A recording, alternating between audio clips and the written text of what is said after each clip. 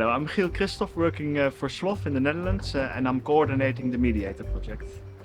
So MEDIATOR is about mediating between the human driver and between the automated vehicle.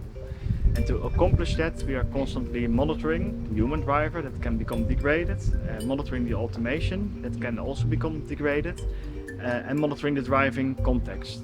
And based on this information, the MEDIATOR system will choose who is most fit to drive the vehicle at a certain moment in time.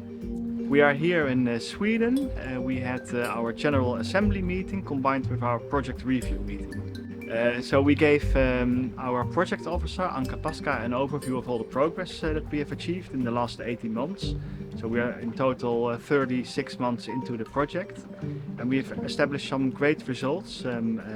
We have prepared some demonstrator vehicles with the MEDIATOR concepts materialized in there, and we were able to show them to the consortium and to the project officer, who was really happy with the results that we have achieved so far. I was very impressed by the work that has been done in the 3 years that the consortium is working, and I also had the opportunity to see the 2 vehicles that have been developed by the team. The automation system on the cars are very smooth and very promising.